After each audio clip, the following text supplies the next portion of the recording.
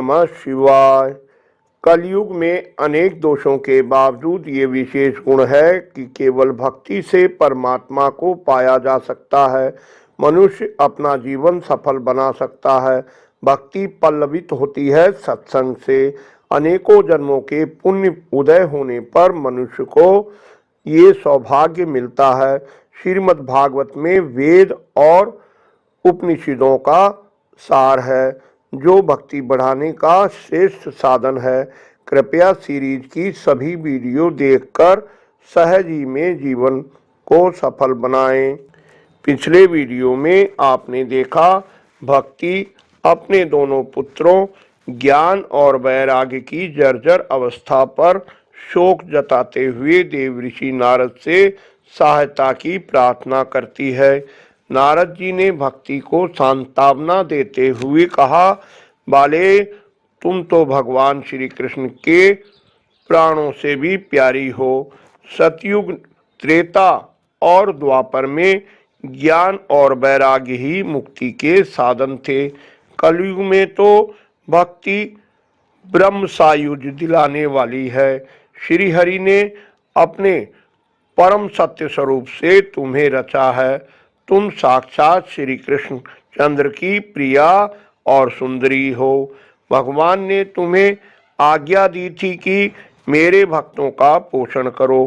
तुमने उनकी आज्ञा स्वीकार कर ली। तब श्री हरि बहुत प्रसन्न हुए।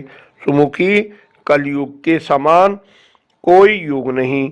जो जीव तुमसे युक्त होंगे वे पापी होने पर भी बेखटके श्री कृष्ण के अभयधाम को प्राप्त होंगे। भगवान केवल भक्ति से ही वशीभूत होते हैं। मनुष्य के सहस्त्रों जन्मों के पुण्य प्रताप से भक्ति में अनुराग होता है। कलयुग में केवल भक्ति से साक्षात श्री कृष्णचंद्र सामने उपस्थित हो जाते हैं। एकमात्र भक्ति ही मुक्ति देने वाली है। सूत जी कहते हैं, इस प्रकार नारद जी से अपना महात्म सुनकर भक्ति के सारे अंग पुष्ट हो गए और वह कहने लगी, नारद जी, मैं सदा आपके हृदय में निवास करूंगी। आपने क्षण भर में मेरा दुख दूर कर दिया। कृपालु, अब आप मेरे पुत्रों को सचेत कर दीजिए, जगा दीजिए। भक्ति के वचन सुनकर नारद जी को बड़ी करुणा आई। वे ज्ञान और वैराग्य को हिला डुलाने लगे। फिर उनके कान में वेद ध्वनि, वेदांत घोष और बार बार गीता पाठ करके उन्हें जगाया, परंतु कुछ विशेष लाभ न हुआ। नारद जी को बड़ी चिंता हुई। वे सोचने लगे कि अब मैं क्या करूं। विचार करते करते वे भगवान का स्मरण करने लगे। तभी आकाशवाणी हुई, मुने खेद मत करो, तुम्हारा ये उद्योग निसंदेह सफल होगा। देवऋषि, इसके लिए एक सत्कर्म करो। वह कर्म तुम्हें संत शिरोमणि महानुभाव बताएंगे।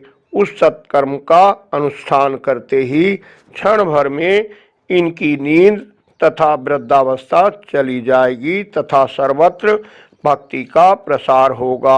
आकाशवाणी सुन नारद जी को बड़ा विस्मय हुआ और वे कहने लगे, मुझे तो इसका कुछ आशय समझ नहीं आता।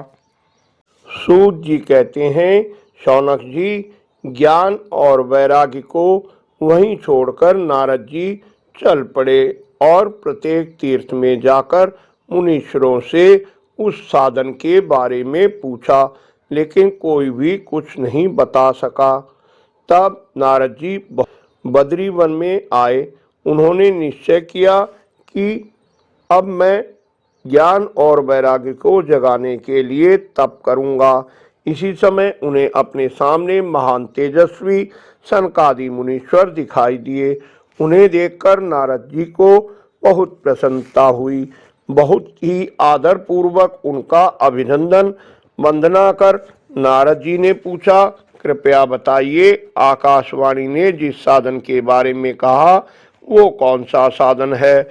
मुझे किस प्रकार उसका अनुष्ठान करना चाहिए। भक्ति ज्ञान और वैराग्य को किस प्रकार सुख मिल सकता है?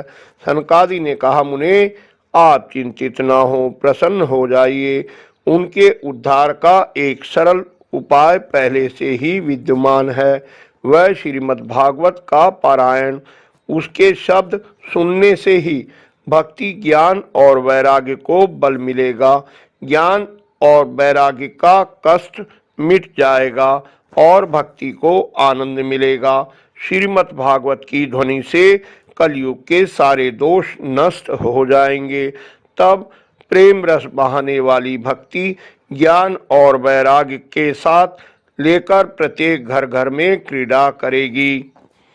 सनकादि ने कहा, श्रीमद् भागवत कथा वेद और उपनिषदों के सार से बनी है, इसलिए उनसे अलग उनकी फलस्वरूपा होने के कारण वह बड़ी उत्तम जान पड़ती है। नारद जी ने कहा, महामुने आपका दर्शन जीव के समस्त पापों को नष्ट कर देता है। मैं प्रेम लक्षणा भक्ति का प्रकाश करने के उद्देश्य से आपकी शरण लेता हूँ। जब अनेकों जन्मों के संचित पुण्य पुंज का उदय होता है, तभी मनुष्य को सत्संग मिलता है। वीडियो पसंद आई हो तो लाइक करें, अन्य भक्तों से शेयर कर धर्म के भागी बने। सीरीज की सभी वीडियो पाने के लिए चैनल को सब्सक्राइब कर निरंतर जुड़े रहें। धन्यवाद। आपका कल्याण हो।